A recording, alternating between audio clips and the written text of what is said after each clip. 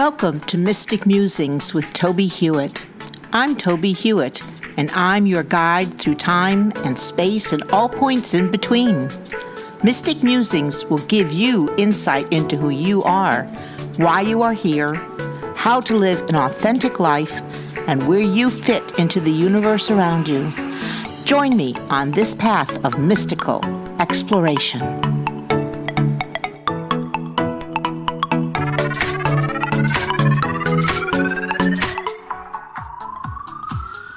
Welcome to episode 1 of Mystic Musings. Today I will give you a little background about my mystical journey and how you can begin to join me on this path.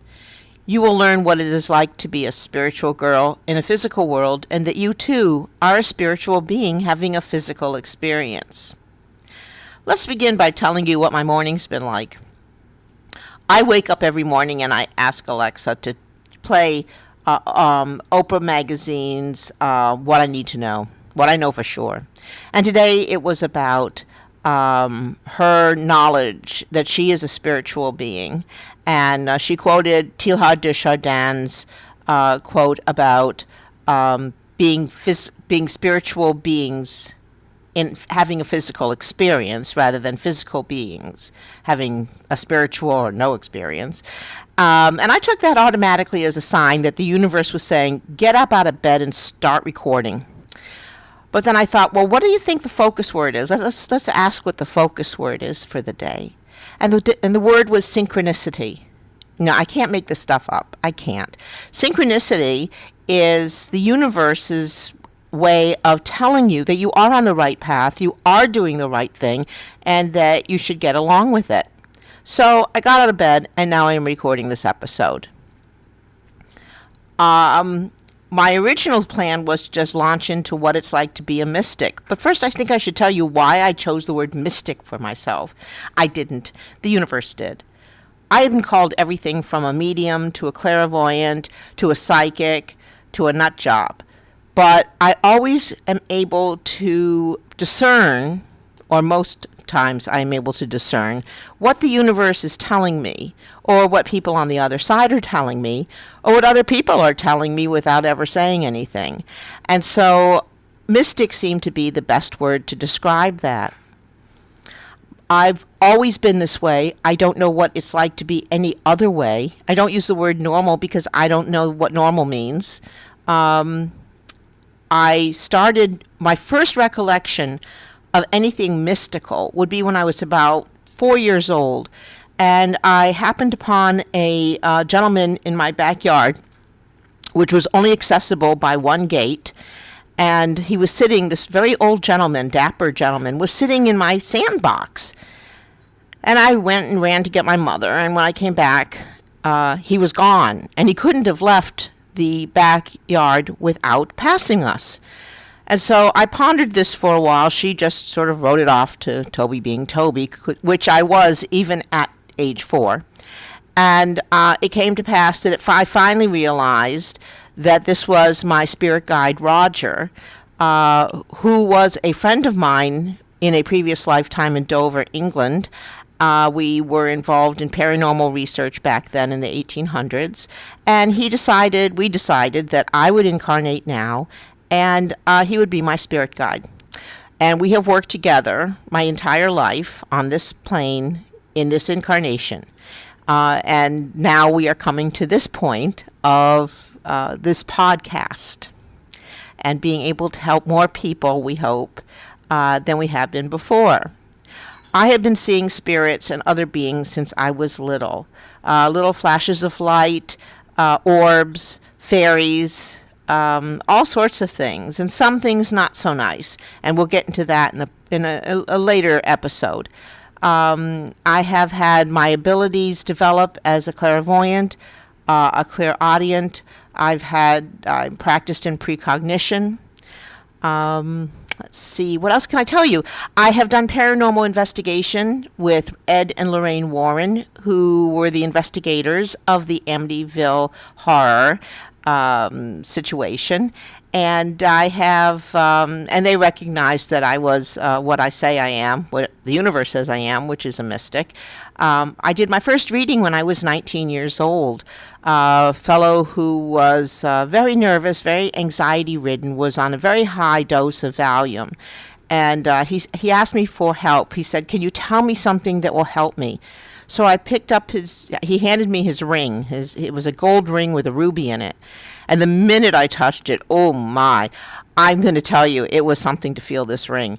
And I looked at him and I said, 3 people have died, or passed over. I used died at that point.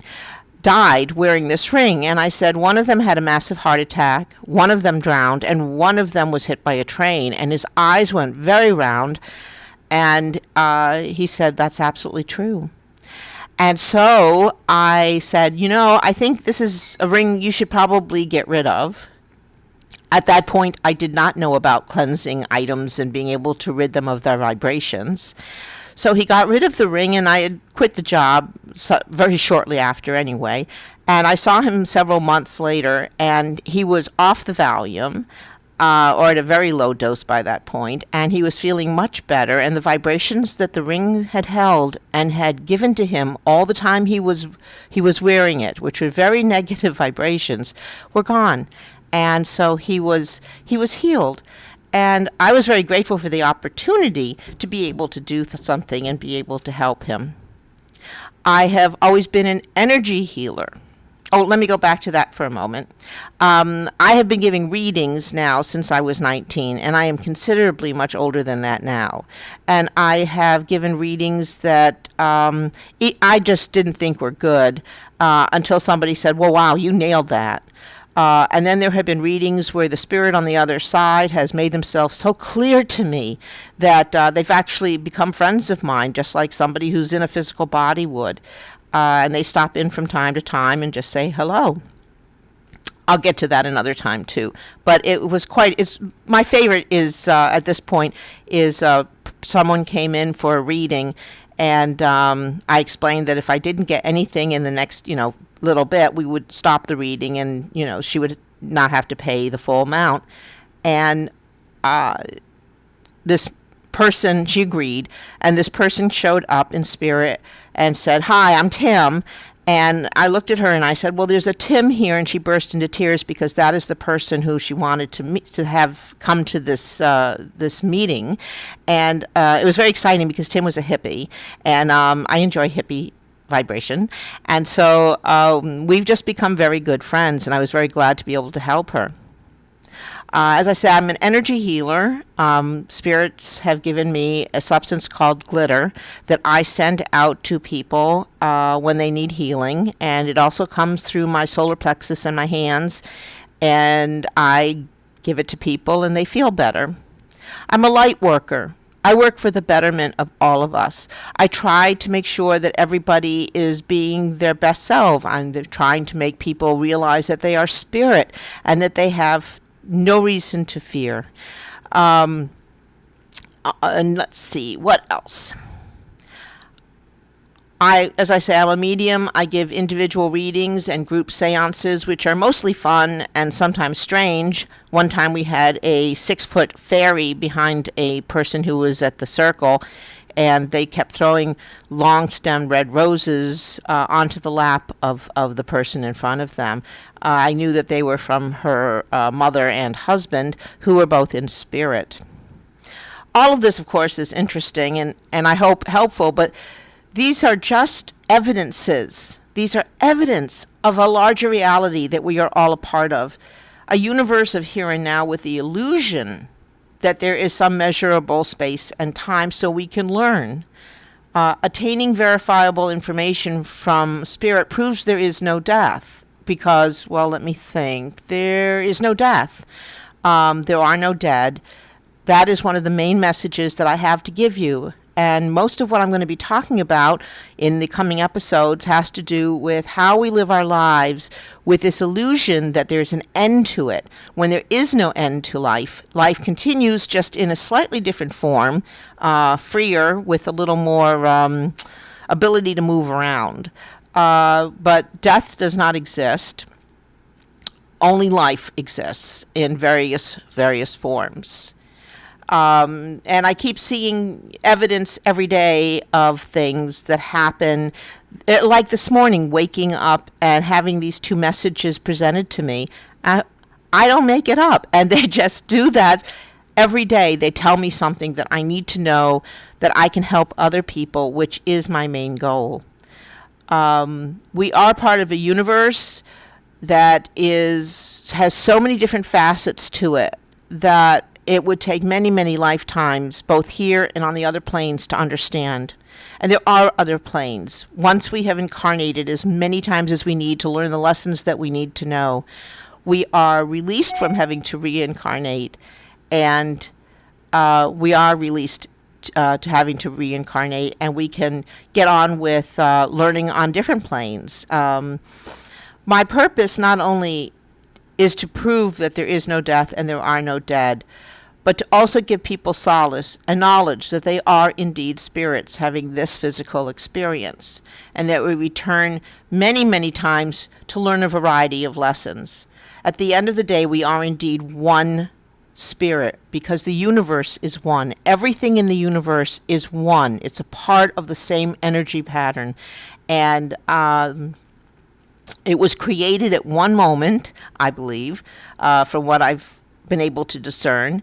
And we are aspects of this, and we were created by an energy that consisted of love. And so we are one entity, one energy, living as separate beings right now in different bodies. It's sort of an illusion. We're all connected here. In fact, I teach a workshop called Pathways to Mindfulness, which proves that we are all one, we are all connected, and that we shouldn't be arguing and fighting with each other. We should be getting on with doing some wonderful things and helping each other. So we are one, and that knowledge should allow us to reach out to each other in peace and compassion and empathy. And that's pretty much what that's pretty much what I do in my life, even when I'm not doing things mystical and magical. I'm always trying to help people discern that there is love around them, that there is healing involved, that there are options for them to follow, that they need to hear their own heart, and they need to hear their spirit guides. We will work on how you can meet your spirit guide and work together with them, make you or provide you with the opportunity to listen more closely to what the universe is trying to tell you, as you are guided on your path. Now, your path is something that you created before you were born, as I created this path before I was born, because there's a series of lessons, and I am learning a lot, especially about how to do podcasts and episodes lately. But you learn a lot on this plane that you couldn't learn otherwise. And we will be talking about the different kinds of energies that are around you. We will help you. I will help you find your spirit guide. I will help you find energy. We will talk about creating a sacred space in which you can create your own energy and utilize it. Not create, energy can either be created nor destroyed, but your own energy. How can you use your energy, and how can you best serve others and live your life? We'll talk about, I have a list here of all the topics I would like to talk about. We're going to talk about interacting with nature and interacting with trees, because these are the knowledge keepers. We'll talk about chakra cleansing. I've been asked by people that I work with, to people that I have taught and have become friends, to record my chakra cleansing meditation, because they've derived a lot of benefit from that.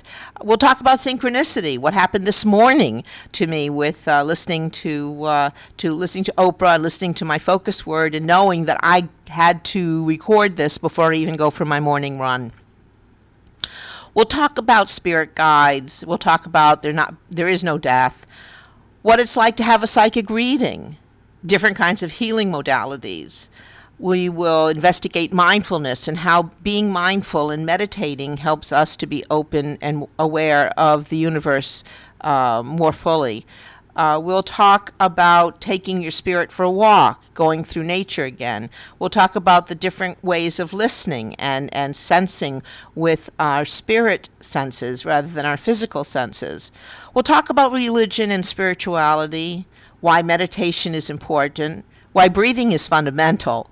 We'll talk about creating change in your world and the world around you, why being here matters, and maybe a little bit about why we shouldn't take it quite so seriously. We will talk about prayer and meditation and what the difference is between these two things.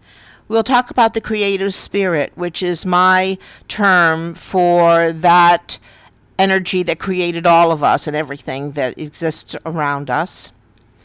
We will talk about what reality is. How to cleanse your house when you think that there might be something negative or something uncomfortable around you.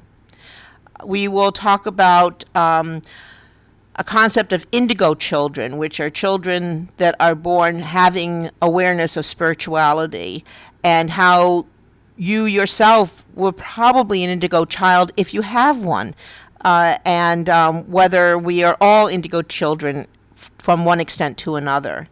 And how to become, we're going to talk about listening more closely. I always say we, and I'll get to that in a minute. We're also going to put forth an exercise with every episode that you can practice, because I think it's good for you to work and not just listen to me. What am I saying? Why do I say we? I am guided by a group of spirits who I refer to as spirit. Which is a collective noun. And I will call them spirit, and they work with me. So when I say we, I'm not being royal or uppity. I'm not doing that. I am saying that I have a group of people that I work with who help me. They don't necessarily, all of them have physical bodies, although some of them do. And that is how we are going to help you to find your path and continue on your path and your mystical journey. Here's an exercise you can try this week. There is an energy that permeates everything in the universe. This vital energy is known by many names, including chi and prana. This energy, which is of and holds your spirit, flows through your body, emanating around the body as light and color. This light energy surrounding the body is called the aura, or around the head it is sometimes called a halo. The energy remains in and attached to the body while it is alive, and continues to exist after that which is termed death, but is in reality a transition from spirit in the body to spirit without a body, neither superior to the other in and of itself. The energy that is the spirit and holds the spirit can be seen under certain circumstances, and by those whose gifted or developed talent it is to discern such energy. You can experiment with and verify the existence of this energy by performing a simple exercise. Hold your hands several inches apart in front of the area between your heart and solar plexus. Try not to let your breath flow between your hands. Close your eyes and visualize energy flowing from the palm of each hand toward the other hand. As the energy meets in the middle between your hands, you will begin to feel a warmth building and a slight vibration or tingling in each hand. Slowly, move your hands apart. The energy will continue to reach between your hands as the warmth increases. If this were simply the heat of your hands, the warmth should lessen as you move your hands apart. But instead, you will find that it simply becomes warmer and warmer. This is the vital energy flowing between your hands, the same energy that flows within you and from you toward the energies emanating from those around you. It is the omniscient and omnipresent energy of the universe. Please join me next week when we will explore more about being spirits on this plane, about entities that never incarnate, and our wider connection. Thanks for listening to this episode of Mystic Musings. Please join me every week to continue our exploration of all things mystical that can help you have a more practical and magical life. Please visit my website, tobiehewitt.com, for more information and to read my blog postings. And join me also at pathwaystomindfulness.org to learn how you can schedule a presentation. I'm available for mindfulness training, demonstrations of psychic abilities, and individual readings. I also have a number of books on mystical topics on Amazon.com. I look forward to hearing from you and answering your questions. Please contact me through tobiehewitt.com.